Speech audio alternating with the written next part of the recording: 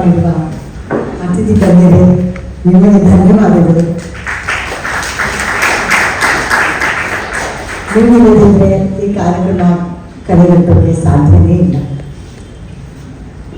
ಅಜ್ಞಾನತಿಮಿರಾಲಸ್ಯ ಜ್ಞಾನಾಂಜನ ಶಲಾಕೆಯ ಚಕ್ಷುರುನ್ಮೀಲಿತ ಏನ ತಸ್ಮೈ ಶ್ರೀ ಗುರುವೇ ನಮಃ. ನನ್ನ ಗುರುಗಳು, ನನಗೆ ದಾರಿ ತೋರಿಸಿದ ಗುರುಗಳು, ನನ್ನ ಅಜ್ಞಾನವನ್ನು ಹೋಗಲಾಡಿಸಿ ಜ್ಞಾನವನ್ನು ತುಂಬಿದ ಗುರುಗಳು, ಅವರ ಈ ಕಲಾ ಪ್ರತಿಷ್ಠಾನ ಸಮಾರಂಭಕ್ಕೆ ನನ್ನನ್ನು ಕರೆದು ನನ್ನನ್ನು ಒಂಥರ ಹೆಮ್ಮೆಯ ಒಂದು ಏನು ನಾವು ಹುಟ್ಟಿದ್ದು ಸಾರ್ಥಕ ಆಯಿತು ಅನ್ನೋ ಮಟ್ಟಿಗೆ ನೀವು ಮಾಡಿದ್ದೀರಾ. ಲಕ್ಷ್ಮಣ ನಿಮ್ಮೆಲ್ಲರಿಗೂ ಧನ್ಯವಾದಗಳು. ನಮ್ಮ ಮೇಷ್ಟಿಗೆ ನಿಂತಲ್ಲಿ ನಿಂತ್ಕೊಳ್ಳೋಕ್ಕಾಗ್ತಾ ಇಲ್ಲ, ಕೂತಲ್ಲಿ ಕೂತ್ಕೊಳ್ಳೋಕ್ಕಾಗ್ತಾ ಇಲ್ಲ. ಏನೋ ಚಟಪಟಿಕೆ ಪಟ ಪಟ ಪಟ ಪಟ ಅಂತ ಓಡಾಡೋದು, ಅಲ್ಲಿ ಇಲ್ಲಿ ಓಡಾಡೋದು. ಅವ್ರು ಬಂದ, ಇವ್ರು ಬಂದ, ಅದಾಯ್ತಾ ಇದಾಯ್ತಾ ಅದಾಯ್ತಾ, ಇದು ಬಂತ ಅದು ಬಂತ ಅಂತ ಹೀಗೆ ನಾವು ಯಾಕಪ್ಪ ಗುರುಗಳು ಇದು ಮಾಡ್ತಾರೆ ಅಂತ. ನಾವು ಯಾರಾದರೂ ಸರಿಯಾಗಿ ಡಾನ್ಸ್, ನನಗೆ ನೃತ್ಯ ಹೇಳ್ಕೊಟ್ಟಂಥ ಗುರುಗಳು ಸುಬ್ಬಯ್ಯ ನಾಯ್ಡು ಅವರ ಕಂಪನಿಯಲ್ಲಿ ಇದ್ದಂಥವರು. ನಮ್ಮ ತಂದೆನೂ ಅಲ್ಲಿ ಇದ್ದಂತೆ ಏನು ಮಾಡ್ತಿದ್ರು ಅಂತ ನನಗೆ ಗೊತ್ತಿಲ್ಲ. ಬಟ್ ಇವರಿಬ್ಬರು ಫ್ರೆಂಡ್ಸು, ತುಂಬ ತುಂಬ ಫ್ರೆಂಡ್ಸು. ಆಮೇಲೆ ನನ್ನನ್ನು ಇವ್ರ ಹತ್ರ ನೃತ್ಯಕ್ಕೆ ಸೇರಿಸಿದ್ರು. ಸೇರಿಸಿದಾಗ ನಾನು ಏನೂ ತಲೆಗೆ ಹೋಗ್ತಾ ಇರಲಿಲ್ಲ. ಕೈಯಲ್ಲಿ ಒಂದು ಬೆತ್ತಾ ಇದ್ರು, ನನಗೆ ಬಾರಿಸ್ತಾ ಇದ್ರು. ಒಂದು 6-7 ವರ್ಷ ಇರಬೇಕು, ಬಾರಿಸ್ತಾ ಇದ್ರು. ಏನು ಬಾರಿಸ್ತಿದ್ರು, ಅಯ್ಯೋ ತಿಂದೋಕ್ಕೆ ಬಿಟ್ಟು ಏನಿನ ರುಚಿ.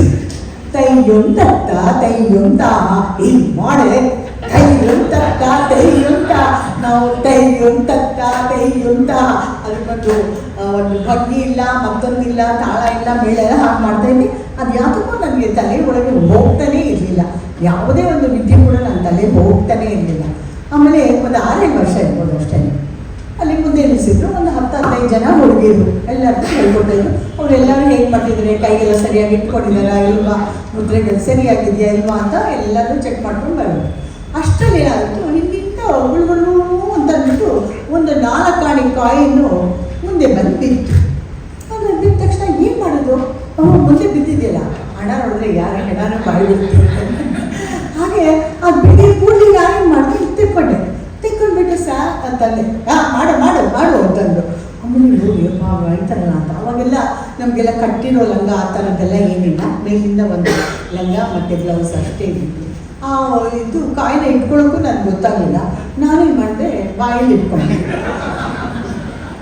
ಬಾಯಲ್ಲಿ ಇಟ್ಕೊಂಡ್ಬಿಟ್ಟು ಇಟ್ಕೊಂಡಿದ್ದೆ. ಅವ್ರು ಡಾನ್ಸ್ ಮಾಡೋರು ತಕ್ಕ ಅದೇ ಒಳಗಡೆ ಹೊರಗೋದು ಅಂತ ಭಯ ಬೇರೆ. ಸರಿ ಬಿಟ್ಟು ಆಯಿತು, ಎಲ್ಲ ಮುಗೀತು. ಮುಗಿದಾದ ತಕ್ಷಣ ಅದೇ ಗೆಜ್ಜೆ ಎಲ್ಲ ಬಿಚ್ಚೆ ಎಲ್ಲ ಅವಾಗಲಾದರೂ ತೆಗೆದು ಇದು ಯಾರು ಅಂತ ಕೇಳ್ಬೋದು. ಅಷ್ಟೆಲ್ಲ ಹೋಗಲಿಲ್ಲ, 4 ಆಣೆ ಸಿಕ್ಕಿದೆಯಲ್ಲ ನನಗೆ ಅಂತಂದ್ಬಿಟ್ಟು ಒಳಗಡೆ ಎಲ್ಲ ತೆಗೆದು ಗೆಜ್ಜೆ ಎಲ್ಲ ಬಿಚ್ಚಿದ್ದು ಎಲ್ಲ ಆಯಿತು. ಆ ಹುಡುಗಿ ಕಳ್ಕೊಂಡಿರೋ ಹುಡುಗಿ, ಸಾರ್ ನನಗೆ 4 ಆಣೆ ಕಳ್ಕೊಂಡಿದ್ದೀನಿ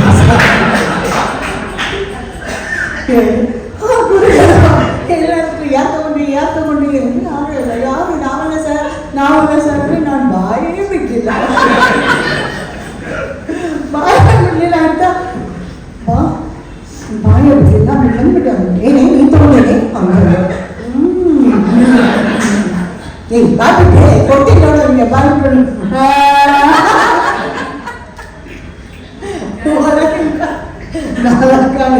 ಕೊಟ್ಟು ಒಂದು ಬೆತ್ತದಲ್ಲಿ ಆಯಿತು. ಯಪ್ಪ ಕಳ್ತನ ಅಂದರೆ ನಾವು ಕಳ್ತನ ಮಾಡಿದ್ದಿಲ್ಲ, ಸಿಕ್ಕಿದ್ದೀನಿ ಅಂತ ಮಾಡಿ ಎಲ್ಲಿ ಇಟ್ಕೊಳ್ಳೋದು. ಅಲ್ಲಿ ಸ್ಥಳ ಕೂಡ ಇರಲಿಲ್ಲ, ಈ ಟೇಬಲ್ ಇರಲಿಲ್ಲ, ಮತ್ತೊಂದು ಇರಲಿಲ್ಲ. ನಾನು ಇಲ್ಲಿ ಸಿಗಿಸ್ಕೊಳ್ಳೋಕ್ಕೂ ನನಗೆ ಲಂಗನೂ ಇರಲಿಲ್ಲ, ಬಾಯಲ್ಲಿ ಇಟ್ಕೊಂಡೆ. ನನಗೇನು ತಗ್ಗಿಲ್ಲ.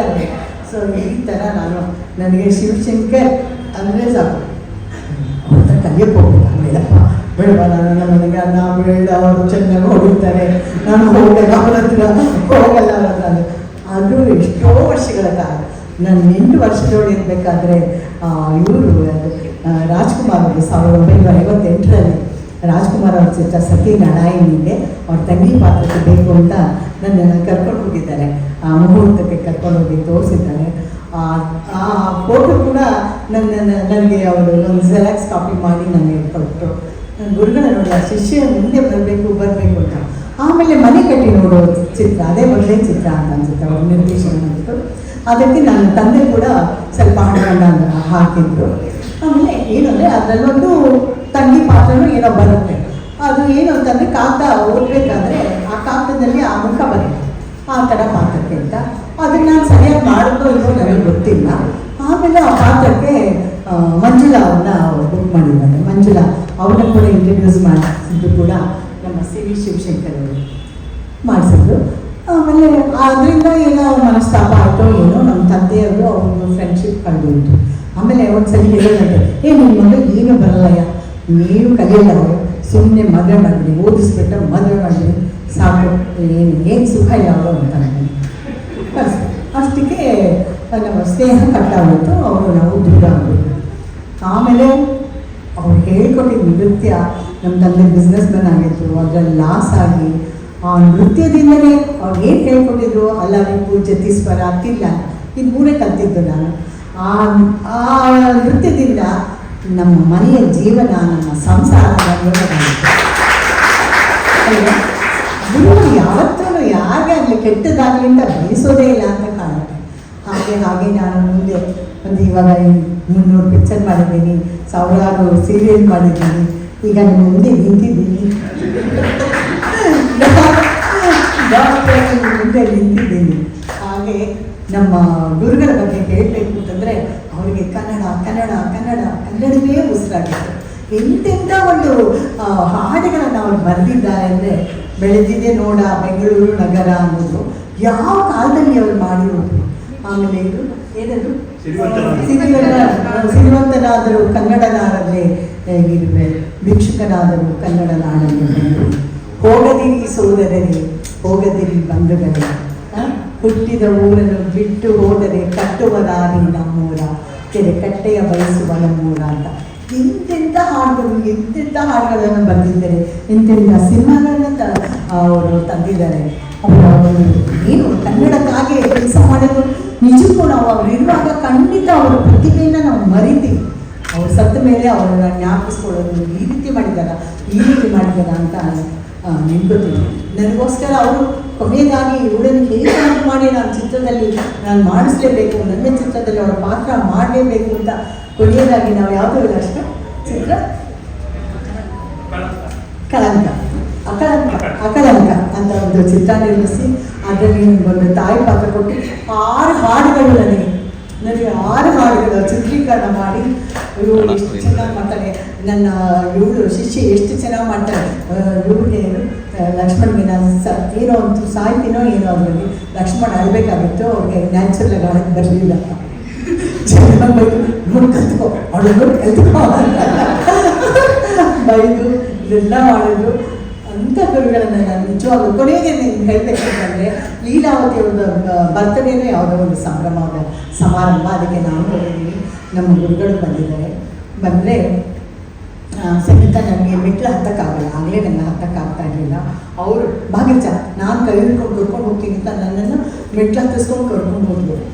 ಆಮೇಲೆ ಕೆಲವು ದಿನ ನೋಡಿದ್ರೆ ಊಟ ಮಾಡೋಕ್ಕೆ ಹೋಗಿ ಕೈ ತೊಳೆಯೋರು ಇಲ್ಲವೇ ಇಲ್ಲ ಅಂತ ವಾಪಸ್ ಕೊಡ್ಬೇಕಾದ್ರೆ ಅಲ್ಲೇ ಇದ್ದು ಇದಾಯಿತು. ಅವರು ದೇಹಾಂತ್ಯ ಮನೆಯಲ್ಲೇ ದೇಹಾಂತ್ಯ ಆಯಿತು ಅಂದರೆ ಎಷ್ಟು ಸಂಕಟ ಆಗಿದೆ. ಬಟ್ ಎಂಥ ಸಾವು, ಶರಣರ ಬಿಟ್ಟು ಮರಣದಲ್ಲಿ ನೋಡಿ ಅಂತ ಅವರ ಇದರಲ್ಲಿ ಯಾವುದೇ ಒಂದು ಕಳಂಕನೂ ಇರಲಿಲ್ಲ ಅಂತ ಕಾಣುತ್ತೆ.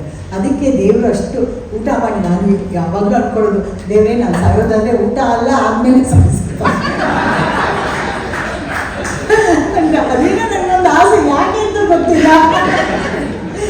ಇಲ್ಲಿ ಯಾವುದೋ ಒಂದು ಮದುವೆಗೆ ಪ್ಯಾಲೇಸಲ್ಲಿ ಹೋಗ್ತಿರ್ಬೇಕಾದ್ರೆ ಏನು ಮರಗಳೆಲ್ಲ ಬೀಳ್ತಾ ಇತ್ತು ಆ ಪ್ಯಾಲೇಸ್ ಇದರಲ್ಲಿ. ಮದುವೆಗೆ ಹೋಗಿ ಬರ್ಬೇಕಾದ್ರೆ ನನ್ನ ಕಾರಲ್ಲಿ ದೇವರೇ ಒಳ್ಳೆ ಅಡುಗೆ ಮಾಡಿಟ್ಟು ಬಂದಿದ್ದೀನಿ, ಸಾಯಿಸು ಇವಾಗ ಸಾಯಿಸ್ಬೇಡ ಅಂತ.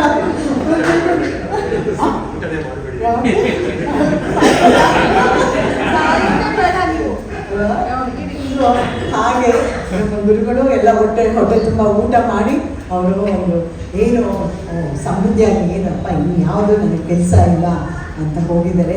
ಅವರು ಮಾಡಿಬಿಟ್ಟಿರೋಂಥ ಕೆಲಸಗಳು ಬೇಕಾದಷ್ಟಿದೆ. ಅವ್ರ ಮಕ್ಕಳು ಈಗ ಪ್ರತಿಷ್ಠಾನ ಅಂತ ಒಂದು ಸಂಸ್ಥೆನ, ಶಿವಶಂಕರ್ ಪ್ರತಿಷ್ಠಾನ, ಕಲಾ ಪ್ರತಿಷ್ಠಾನ ಅಂತ ಸಂಸ್ಥೆನ ಶುರು ಮಾಡ್ತಾ ಇದ್ದಾರೆ. ಅವರ ಮನೆ ಮಂದಿ ಎಲ್ಲ ಎಂತ ನೋಡಿ ಯಾರಿಗೆ ಗೊತ್ತಿತ್ತು ಇಷ್ಟು ಅವ್ರ ತಾತ ಇರ್ಬೇಕಾದ್ರೆ ಇಷ್ಟೊಂದು ಅವರ ಹಾಡು ಹೊಸೆ ತಲ ರೀಲ್ಸ್ ಎಲ್ಲ ಮಾಡ್ತಾರೆ, ಎಷ್ಟು ಚೆನ್ನಾಗಿರುತ್ತೆ ಗೊತ್ತಾ. ಅದೆಲ್ಲ ಮಾಡಿದ್ರೆ ಎಷ್ಟು ಸಂತೋಷ ಪಟ್ಟಿದ್ರು ಏನು. ಮತ್ತು ಇವಾಗ ಅಷ್ಟೇ ಅಲ್ಲ, ಬೇರೆ ಕಲಾವಿದರನ್ನು ಸಹ ನೀವು ಪ್ರೋತ್ಸಾಹ ಮಾಡ್ತಾ ಇದ್ದೀರಾ. ಇದಕ್ಕೆ ನಮ್ಮ ಗುರುಗಳ ಒಂದು ಹೆಸರನ್ನು ಖಂಡಿತ ಚಿರಸ್ಥಾಯಿಯಾಗಿ ಉಳಿಸ್ತೀರ ನಂಬಿಕೆ ನಮಗಿದೆ. ವೆಂಕಟ್, ಲಕ್ಷ್ಮಣ್, ಅವ್ರ ಮಕ್ಕಳು, ಮೊಮ್ಮಗ ಏನು ಚೆನ್ನಾಗಿ ಮಾಡ್ದ ಅಪ್ಪ, ಅವನಂತೂ ಪ್ರಾರ್ಥನೆ ಹಾಡೋದಂತೂ ಅಲ್ವಾ ಎಷ್ಟು ಚೆನ್ನಾಗಿ ಮಾಡ್ದ. ಅವ್ರ ಸಂಕಲನಕಾರರು ಬೇರೆ, ಮತ್ತು ಮಕ್ಕಳು ಡ್ಯಾನ್ಸ್ ಕೂಡ ಕಲ್ತಿದ್ದಾರೆ, ಡ್ಯಾನ್ಸ್ ಕೂಡ ಕಲ್ತಿದ್ದಾರೆ. ಎಷ್ಟು ಚೆನ್ನಾಗಿ ಹಾಡ್ತಾರೆ. ಮತ್ತು ನಾನು ರೀಲ್ಸಲ್ಲಿ ನೋಡಿದ್ದೀನಿ. ಸುಶೀಲಾ ಮೇಡಮ್ ನೋಡಿ, ಇವ್ರಿಗೆಲ್ಲ ಸೇವೆ ಮಾಡಿ ಮಾಡಿ ಅವರು ಸೌಲಭ್ಯವಿದ್ದಾರೆ. ವಿಶಾಲ ಮತ್ತು ಎಲ್ಲರೂ ಕಲಾವಿದರೆ. ನಮ್ಮ ಗುರುಗಳ ಹೆಸರನ್ನು ಉಳಿಸೋದಕ್ಕೆ ನೀವೆಲ್ಲ ಮುಂದುವರಿಸ್ಕೊಂಡು ಹೋಗಿ ಅಂತ ನಾನು ಪ್ರಾರ್ಥಿಸ್ತೀನಿ. ಅದು ಚಿರಸ್ಥಾಯಿಯಾಗಿ ಉಳಿಯುತ್ತೆ. ಸೊ ಈ ಕಾರ್ಯಕ್ರಮನ ಹಮ್ಮಿಕೊಂಡ ನಿಮಗೆ, ನಿರೂಪಣೆಗಾರ್ತಿ ನಿಮಗೆ ಎಲ್ಲರಿಗೂ ನನ್ನ ವಂದನೆಗಳು. ಹಾಗೆ ಪ್ರಶಸ್ತಿಯನ್ನು ಸ್ವೀಕರಿಸ್ತಾ ಇರೋ ನಿಮ್ಮೆಲ್ಲರಿಗೂ ಅಭಿನಂದನೆಗಳು. ನಮಸ್ಕಾರ.